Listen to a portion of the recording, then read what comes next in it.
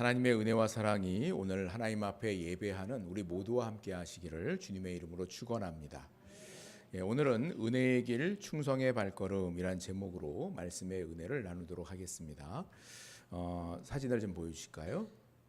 네. 지난 월요일부터 역대하 말씀 묵상이 시작이 되었습니다.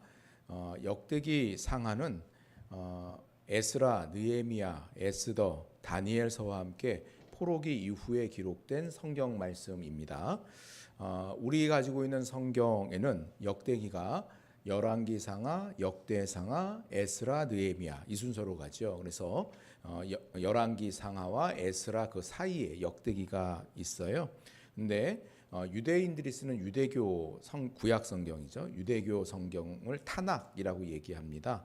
거기에서는 다니엘서 뒤에 구약의 맨 마지막에 역대기가 와 있어요. 그래서 타낙이라는 게 토라 율법서와 또 느비임 예언서와 케투빔 성문서 이렇게 세 개로 구약을 유대인들은 이렇게 분류를 하는데 그 각각 첫 글자를 따고 그 사이에 A를 넣어가지고 타낙이라고 부릅니다. 우리가 갖고 있는 구약 성경하고 많은 부분이 같은데 우리는 구약이 39권이잖아요. 근데 유대인들은 훨씬 더 적은 권수를 구약으로 이렇게 해서 쓰고 있습니다. 근데 어쨌든 말씀드리고 싶은 것은 역대기가 유대인들의 성경의 순서 맨 뒤에 있다는 거예요. 말씀드리고 싶은 거예요. 이렇게 역대기를 제일 마지막에 두게 된 배경에는 유대인들이요. 이스라엘이 지나온 역사를 되돌아보면서 이 포로기를 겪은 백성에게 자신들이 여전히 하나님의 백성이라는 것을 일깨우고 회복의 소망을 일깨워주기 위해서 기록된 이 성경이 역대기의 그 특징이 그 안에 담겨 있다. 순서가 거기 있다라는 걸 말씀드리고 싶은 겁니다. 역대기를 처음 읽었던 1차 독자들은 바벨론 포로 생활을 마치고 고국 땅 유다로 돌아온 포로 귀향민들과 그 후손들입니다. 역대기의 저자는 전통적으로 에스라가 기록했을 것이다 이렇게 생각을 합니다. 또한 역대기의 기록 연대는 유다의 포로 귀환 이후로 추정이 됩니다. 그래서 역대기에는 몇 가지 특징들이 있는데요. 첫째는 역대기는 회복의 메시지를 전합니다. 열왕기서는 1차 독자가 바벨론의 포로로 끌려갔던 이스라엘 백성들이 1차 독자예요. 그래서 그들에게 하나님의 심판이 예루살렘이 망하고 이스라엘이 망하고 예루살렘 성이 다 회파가 된 그것이 그 심판이 정당했다라는 것을 가르쳐주고 회개를 촉구하는 데 초점이 맞추어져 있습니다. 열왕기 상하는 그런 내용들로 되어져 있어요. 반면에 역대기는 똑같은 사건을 다루고 있으나 1차 독자가 바벨론 포로 70년을 마치고 포로에서 돌아온 귀향민들 그리고 그 후손들을 1차 독자예요. 그래서 성전과 예배를 중심으로 그렇게 회복의 메시지를 담고 있구나라는 것들을 알 수가 있습니다. 두 번째로 역대기는 남유다의 왕들에게 집중을 합니다. 그래서 우리가 살펴볼 역대하는 이스라엘 역사 가운데에서도 솔로몬과 분열 왕국 이후에 남유다 왕들에 대해서만 얘기를 해요. 열왕기 상하를 보면은 북이스라엘의 왕들과 남유다의 왕들을 번갈아 가며 보여주거든요. 반면에 역대기에서는 포로 귀환 이후 유다 공동체를 위한 책이기 때문에 남유다에서 있다가 망하고 끌려갔다가 돌아온 사람들이잖아요. 그래서 남유다 왕들에 대해서만 서술을 합니다. 세 번째로 역대기는 포로기 이후에 기록된 다른 책들 에스라, 느헤미야 같은 책들과 내용이나 형식 면에서 공통점이 굉장히 많습니다. 그래서 하나님의 백성이라는 정체성을 강조하고 성전과 예배와 율법을 중심으로 그렇게 신앙 공동체를 다시 굳건히 세워야 된다라는 것들을 강조를 합니다.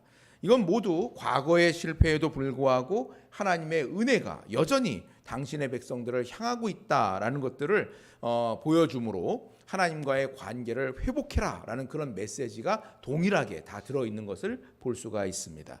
자, 이런 역대기에 대한 기본 이해를 가지시고 이제 오늘 본문으로 들어가 보도록 그렇게 하겠습니다. 역대하 1장부터 9장까지는 솔로몬과 관련된 내용으로 처음 6장은 성전 건축과 그 봉헌에 대한 말씀입니다. 그러니까 솔로몬에 대한 내용이 9장을 할애하거든요. 근데 그 중에서 6장을 성전 건축과 그 봉헌에 대한 내용을 다룹니다. 솔로몬이 40년을 통치했거든요.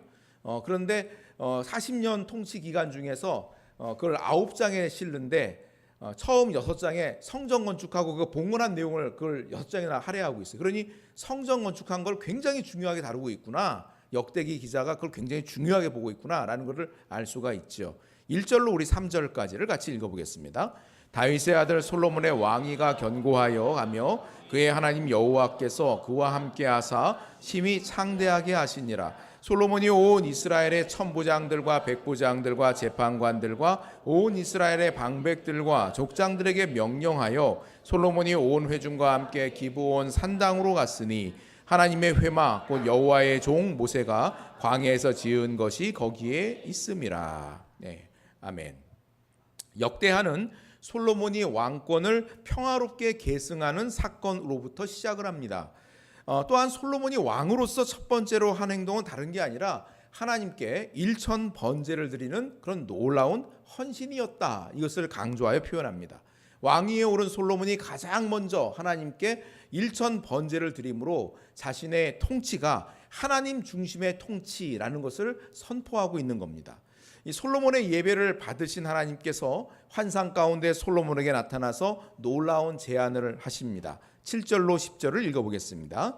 그날 밤에 하나님이 솔로몬에게 나타나 그에게 이르시되 내가 네게 무엇을 주랴 너는 구하라 하시니 솔로몬이 하나님께 말하되 주께서 전에 큰 은혜를 내 아버지 다윗에게 베푸시고 내가 그를 대신하여 왕이 되게 하셨사오니 여호와 하나님이여 원하건대 주는 내 아버지 다윗에게 허락하신 것을 이제 굳게 하옵소서. 주께서 나를 땅에 티끌같이 많은 백성의 왕으로 삼으셨사오니 주는 이제 내게 지혜와 지식을 주사 이 백성 앞에서 출입하게 하옵소서. 이렇게 많은 주의 백성을 누가 능히 재판하리까 하니 내가 네게 무엇을 주랴 너는 구하라. 중심을 보시는 하나님은 솔로몬의 일천 번제가 순종과 헌신의 발현인 것을 아시고 아주 기뻐하셨던 것 같습니다. 그래서 하나님은 솔로몬에게 원하는 것을 구해라 이렇게 말씀하십니다. 여러분들에게 하나님께서 너 뭐 원하느니 내게 구해라 이러시면 뭐 구하시겠어요? 아유 하나님 집이 너무 좋습니다. 남들처럼 저도 한 50평쯤 되는 아파트에 좀 살아보고 싶습니다. 저도 다른 사람 좋아할 만한 그런 멋진 차가 좀 있었으면 좋겠습니다. 아유 제가 제 손이 마이다스의 손처럼 돼서 손대는 사업마다 그냥 뻥뻥 기름 터지듯이 이게 터졌으면 좋겠습니다. 아이고 하나님 제가 노년의 때에 건강하게 살다가 하나님 앞에 가야지요. 9988-234 아시죠 하나님? 예, 99세까지 팔팔하게 살다가 2, 3일만 앓다가 그냥 갔으면 좋겠습니다. 예, 그런 권사님 계셨어요 예전에. 그래서 마치 주문에 하나님 아시죠? 9988-234입니다. 뭐 그렇게 기도를 하시더라고요. 네. 예, 솔로몬이 하나님께 그런 걸 안 구하고요. 두 가지를 오늘 보니까 구했어요. 첫째는 다윗 언약이 지속적으로 성취되기를 원합니다. 내 아버지 다윗과 하나님이 언약 맺으셨던 거 기억하시죠? 그대로 다윗의 왕권이 견고하게 되기를 원합니다. 9절에 그게 나옵니다. 그리고 10절에 나에게 지혜와 지식을 허락해 주십시오. 이걸 구합니다. 솔로몬은 개인적 욕망이나 필요를 구하지 않고 하나님 나라인 이스라엘, 하나님의 백성들을 공의롭게 다스리기 위해서 지혜와 지식을 구했습니다. 그가 구한 지혜는 단지 척척박사가 되게 해달라 그런 것이 아니고 하나님의 나라를 왕으로서 잘 다스리기 위해서 통치적인 지혜가 제게 필요합니다. 이겁니다. 자신에게 맡겨진 책임을 온전히 감당하기 위해 하나님의 나라를 먼저 구한 겁니다. 우리 11절과 12절 같이 읽어보겠습니다. 하나님이 솔로몬에게 이르시되 이런 마음이 내게 있어서 부나 재물이나 영광이나 원수의 생명 멸하기를 구하지 아니하며 장수도 구하지 아니하고 오직 내가 내게 다스리게 한 내 백성을 재판하기 위하여 지혜와 지식을 구하였으니 그러므로 내가 내게 지혜와 지식을 주고 부와 재물과 영광도 주리니 내 전의 왕들도 이런 일이 없었거니와 내 후에도 이런 일이 없으리라 하시니라. 아멘. 솔로몬의 중심을 보신 하나님은 그가 부나 재물이나 영광이나 원수의 생명이나 장수 같은 자기 중심적인 그런 욕망을 구하지 아니하고 하나님의 나라를 위해서 지혜를 먼저 구한 것을 칭찬을 하십니다. 솔로몬의 응답이 어찌나 하나님의 마음을 흡족하게 했던지 하나님께서 부와 재물과 영광도 주리니 내 전의 왕들도 이런 일이 없었거니와 내 후에도 이런 일이 없겠다라고 그렇게 약속을 하세요. 여러분, 하나님께서 약간 흥분하신 것이 느껴지십니까? 이전에도 없었고 이후에도 없을 것이다. 너처럼 이렇게 지혜와 명철함을 선물로 받을 뿐만 아니라 부귀와 영화까지 내가 너한테 다 줄 건데 이전에도 그런 왕이 없었고 이후에도 그런 왕이 없을 거다. 하나님이 약간 이 솔로몬의 대답을 듣고 너무 기쁘셔가지고 약간 흥분하셨어요. 그래서 하나님이 솔로몬이 구한 지혜와 지식을 주셨을 뿐만 아니라 그가 구하지 않은 부귀 영화까지도 다 더하여 주시겠다라고 말씀을 하십니다. 과연 하나님의 약속대로 솔로몬은 하나님께 받은 지혜를 바탕으로 해서 이스라엘을 군사, 경제, 정치, 외교 등 여러 분야에서 아주 뛰어난 나라로 그렇게 성장을 시킵니다. 이스라엘은 외교적으로도 부흥했고 특히 예루살렘은 은과 금이 너무 많아가지고 돌처럼 흔했고 또 백향목은 뽕나무처럼 풍요로웠다 이렇게 말씀을 합니다. 우리 1절 말씀을 같이 읽어보겠습니다. 다윗의 아들 솔로몬의 왕위가 견고하여 가며 그의 하나님 여호와께서 그와 함께하사 심히 창대하게 하시니라. 아멘. 이 모든 형통은 역대기 기자가 하나님이 솔로몬과 함께 하신 결과다라는 것으로 1장 1절에 딱 선언을 하고 그러고 나서 설명을 하고 있어요. 하나님은 다윗의 왕권을 견고하게 하시겠다라는 이 다윗과 맺은 언약을 신실하게 지켜서 은혜를 베푸셨고 솔로몬은 그런 하나님의 은혜 앞에 충성됨으로 하나님의 나라를 먼저 구했습니다. 역대하의 이 첫 번째 1절 말씀이 솔로몬의 통치와 그 이후 이스라엘과 유다를 판단하는 하나님의 기준이 됩니다. 하나님께서 베푸신 은혜 앞에 충성됨으로 순종할 때 견고해지고 창대해진다라는 것들을 말씀하고 있는 내용입니다. 솔로몬의 간구에 대한 이 하나님의 응답은 예수님께서 말씀하신 산상수훈의 가르침에 대한 구체적인 예시가 됩니다. 우리 마태복음 6장 33절을 같이 읽어보겠습니다. 그런즉 너희는 먼저 그의 나라와 그의 의를 구하라. 그리하면 이 모든 것을 너희에게 더하시리라. 아멘. 예수님은 먼저 주님의 나라와 그의 의를 구하는 자에게 일상을 살며 필요한 모든 것들을 더하시겠다라고 약속을 하셨습니다. 주님의 이러한 약속을 실제 삶으로 보여준 사람이 솔로몬인 거죠. 믿는 자의 목적은 하나님께로부터 어떻게 하면 더 많이 얻어낼까 하는 그런 것들이 아니라는 겁니다. 오히려 예수님은 우리 자신을 주님께 맡겨라 이렇게 말씀하십니다. 우리가 진정으로 원하는 삶은 뭡니까? 여러분 어떤 삶을 원하세요? 하나님의 나라와 그의 의를 먼저 구하는 삶입니까? 하나님이 베푸신 은혜 앞에 나는 충성됨으로 응답하는 사람입니까? 우리를 향한 그 하나님의 계획을 신뢰하면서 그렇게 살아가고 있습니까? 하나님이 함께 하시는 것이 형통의 길이고 하나님 없는 삶은 아무리 화려하고 번성한 듯 보여도 그 길은 사망의 길이라는 것을 성경은 분명히 우리들에게 강조하여 말합니다. 하나님이 베푸신 은혜의 길을 충성됨으로 따라가는 것이 견고하고 창대해지는 인생이 되는 길이라는 것을 가르쳐 줍니다. 자, 그렇다면 먼저 주의 나라와 그의 의를 구한다는 것은 도대체 무슨 의미인가라고 우리는 물어야 됩니다. 이 말씀을 이해하려면 마태복음 6장 19절로 34절까지 이 말씀이 들어있는 전후 문맥 안에서 이 말씀을 이해할 필요가 있겠죠. 주님께서는 우리에게 하늘에 보물을 쌓으라 명하시고 내 보물이 있는 곳에 네 마음도 있다라고 말씀하십니다. 한 사람이 두 주인을 섬길 수 없는 것처럼 우리는 하나님과 재물을 동시에 섬길 수가 없다라고도 하십니다. 그러므로 목숨을 위하여 무엇을 먹을까, 무엇을 마실까, 무엇을 입을까 염려하지 말라고 하십니다. 하나님께서는 우리에게 이런 모든 것들이 필요하다는 것을 이미 아신다고도 하십니다. 염려함으로 먹을 것, 마실 것, 입을 것을 구하는 것은 우리의 좋으신 아버지 하나님을 알지 못하는 이방인들이나 그렇게 하는 것이다 하십니다. 우리는 하나님의 자녀이기에 먼저 그의 나라와 그의 의를 구하라. 그리하면 이 모든 것을 너희에게 더하여 주시리라 라고 약속을 하십니다. 할렐루야.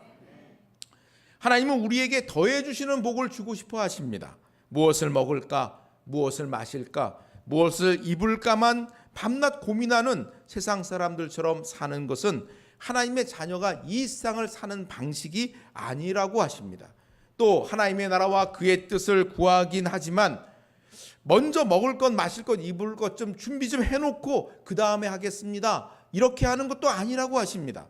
물론 하나님께서는 이런 것들이 우리에게 필요하다는 것을 누구보다 잘 아십니다. 그래서 하나님은 그의 나라와 그의 의를 먼저 구하는 성도에게 세상 사람들이 걱정하고 염려하는 먹는 것, 마실 것, 입을 것 다 더해 주시겠다라고 약속을 하시는 겁니다. 자, 결국 이것은 우선순위의 문제이고 나의 주인을 누구로 하느냐의 문제라는 걸 알 수가 있습니다. 내 힘으로 세상을 산다고 믿는 사람은 돈으로 자신의 안전과 필요를 준비해야 됩니다. 그러니 돈을 움켜쥐어야 되고 돈을 힘써 따라가야 되는 겁니다. 그러나 성도는 돈과 하나님을 동시에 섬길 수 없습니다. 성도는 하나님을 주인 삼아서 하나님의 나라와 그의 의를 우선순위에 두고 내 힘이 아닌 하나님의 공급하심을 믿고 사는 사람이기 때문입니다. 결국 믿음이 없이는 하나님의 백성이 될 수가 없는 거구나라는 걸 알 수 있죠. 또한 하나님은 우선순위를 분명히 하는 성도에게 하나님께서는 더해 주시는 복을 주시겠다라고도 분명히 약속을 하십니다. 종교개혁가 마틴 루터는 그리스도인들에게 세 가지 회심이 필요하다고 얘기를 했어요. 첫째는 정신의 회심이 필요하고, 둘째는 가슴의 회심이 필요하고, 셋째는 돈 지갑의 회심이 필요하다라고 했는데 이 중에서 가장 어려운 회심은 돈 지갑의 회심이다 이렇게도 얘기했습니다. 회심이라는 것은 마음을 돌린다는 뜻이에요. 회심. 하나님을 떠났던 생활을 버리고 하나님께로 돌이킨다라는 그런 뜻입니다. 회심의 단계를 정확히 구분 지을 수는 없겠으나 우리의 마음과 행동을 돌아보고 내가 정말로 예수님을 따르는 제자인지 아니면 그냥 교회를 다니는 군중인지를 살펴봐야 한다는 얘기입니다. 우리가 하나님의 나라와 의를 먼저 구하는 삶을 산다면 그러한 삶의 방식은 우리가 재정을 어떻게 사용하는가 여기에서도 분명히 드러나지 않을 수가 없다는 얘기겠죠. 그림을 좀 보여주시겠어요? 작년에 톨스토이 문학상을 수상한 한국계 미국인 인인 김주혜 작가가 쓴 작은 땅의 야수들이라는 책이 있습니다. 작년에 이 톨스토이 문학상을 받아서 이제는 뭐 노래, 뭐 영화, 뭐 이런 것뿐만 아니라 뭐 한강 작가를 비롯하여서 김주혜 작가도 이 소설은 한국말로 먼저 쓰여진 게 아니라 영어로 먼저 쓰여진 책이에요. 한국계 미국인이시거든요. 그러고 나서 상을 받고 이제 한국말로 번역이 돼서 나와 있는데요. 작은 땅의 야수들이라는 소설입니다. 이 책은 저자가 어렸을 때 들었던 백범 김구 선생님을 도와서 독립운동을 하셨던 외할아버지의 이야기라고 얘기합니다. 소설은 일제 강점기 시절의 경성 한복판을 그립니다. 그곳에 단이라는 기생이 나옵니다. 또한 성수라는 인물도 나오는데 이 사람은 단이가 기생이 되기 전에 그녀를 몹시 좋아했고 사랑했던 그런 청년이었던 거죠.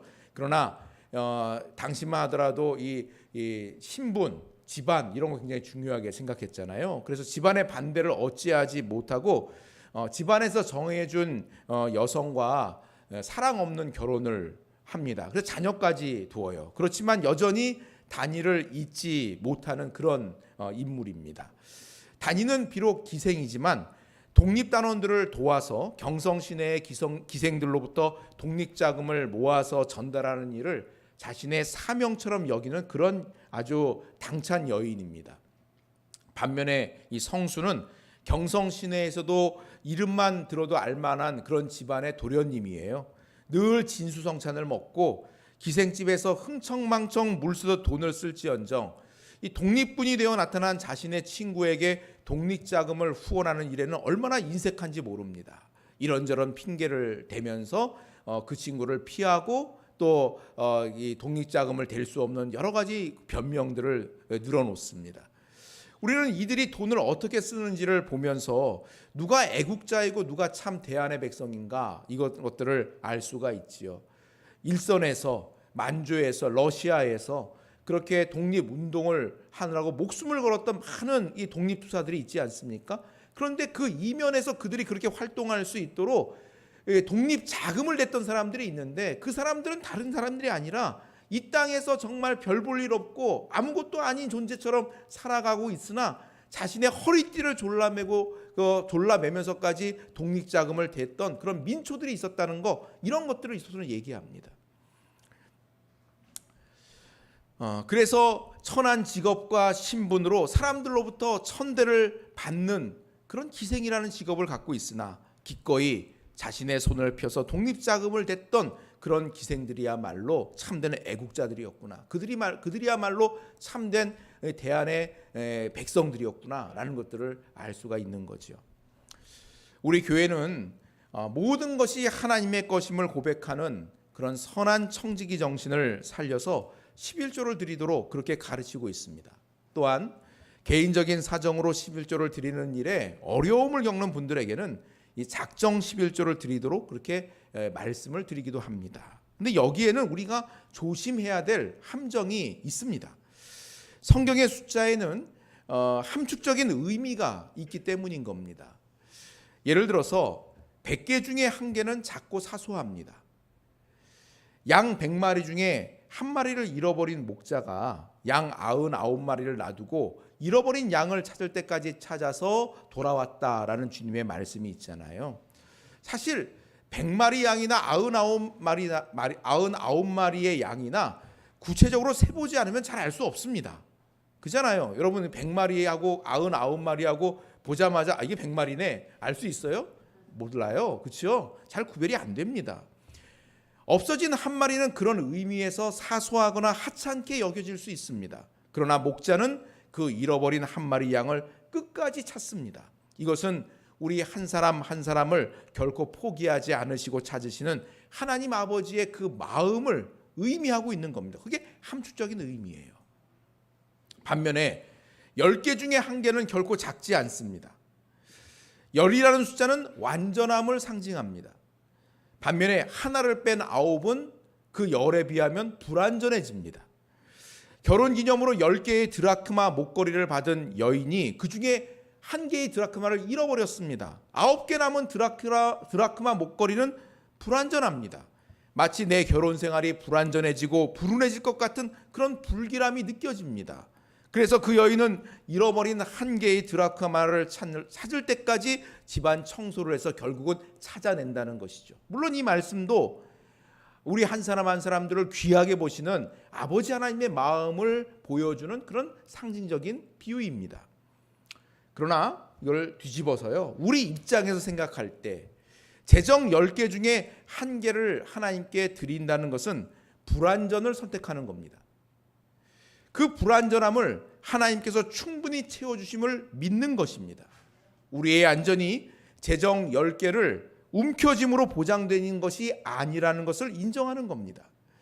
결국 10개 중에 한 개를 들여 불완전을 선택하는 것은 하나님께서 나의 주인이시며 내 모든 재정의 주인이심을 고백하는 믿음이 없이는 불가능해집니다. 하나님께서 우리에게 101조 100개 중에 한 개를 드리라 하지 않으시고 11조 10개 중에 한 개를 드리라고 하신 데에는 그 숫자가 갖는 함축적인 의미가 있습니다.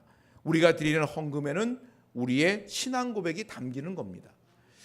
작정 11조 제도를 둔 이유는 우리 교회 모든 성도님들이 어린아이와 같은 발걸음이라도 믿음의 발걸음을 떼자라는 그런 의도이지만 여기에는 위험한 함정도 포함되어져 있습니다. 작정 11조를 드리는 분들은 여러분의 사정에 맞춘 11조를 드릴 겁니다. 그런데 거기에서 자신이 선한 청지기로서의 최선을 다한다고 착각할 수 있는 여지도 분명히 있습니다. 일단은 11조를 하고 있으니까요. 때문에 우리는 하나님 앞에 헌금을 드릴 때, 재정을 사용할 때 스스로에게 물어야 하는 겁니다. 숫자에는 함축적인 의미가 있기 때문에 그렇습니다. 내가 드리는 11조는 10개 중에 1개를 빼서 9개가 되는 그 불완전함의 의미를 충분히 담고 있습니까? 혹시 100개 중에 1개처럼 작고 사소하지는 않습니까? 그렇게 그거 있으나 마나 밥 한 끼 안 먹는 셈 치지 그렇게 사소함을 의미하지는 않습니까? 내가 드리는 11조는 나의 주인은 하나님이십니다. 나는 하나님의 선한 청지기로 살기로 작정했습니다. 라는 그러한 믿음의 고백이 거기에 충분히 담겨져 있습니까? 작정 11조를 드릴 때 우리는 이런 질문을 스스로에게 해야 되는 겁니다. 하나님은 중심을 보시는 분이기 때문에 그렇습니다. 아벨과 그의 제물을 받으시는 하나님, 우리의 마음 중심과 함께 예물을 받으십니다. 우리의 마음 중심이 드려지지 않은 헌금, 결코 하나님께 영광도 될 수 없고 기쁨도 될 수가 없습니다. 우리는 내가 사랑하는 사람에게는 그 무엇도 아깝지가 않습니다. 한창 뜨겁게 연애를 할 때 사랑하는 연인에게 더 좋은 것, 더 예쁜 것 선물로 주고 싶고 또 그렇게 주는 것이 나에게 더 큰 기쁨이 됩니다. 자식을 사랑하니까 아무리 퍼주어도 더 주고 싶고 오히려 더 못 주는 것이 미안한 마음이 드는 것이 부모님의 마음 아니겠습니까? 이처럼 하나님을 주인 삼은 하나님의 백성은 하나님께 드리는 예물이 기쁨이요 감사가 됩니다. 하나님 앞에 드리는 기쁨이 얼마나 큰지 모릅니다. 하나님 앞에 은혜를 받고 문제가 해결되는 것만 기쁜 게 아니고요. 하나님 앞에 하나님의 자녀로서 마음껏 드리는 것도 드리는 기쁨도 그에 못지않은 큰 기쁨입니다. 이건 드려본 사람만이 아는 기쁨입니다. 하나님 앞에 11조나 기타 헌신의 예물을 힘써 드리는 분들에게도 드릴 말씀이 있습니다. 하나님을 사랑하고 교회를 사랑함으로 최선을 다하는 여러분의 그 헌신을 하나님이 기쁘게 받으시는 줄 믿으시기를 바랍니다.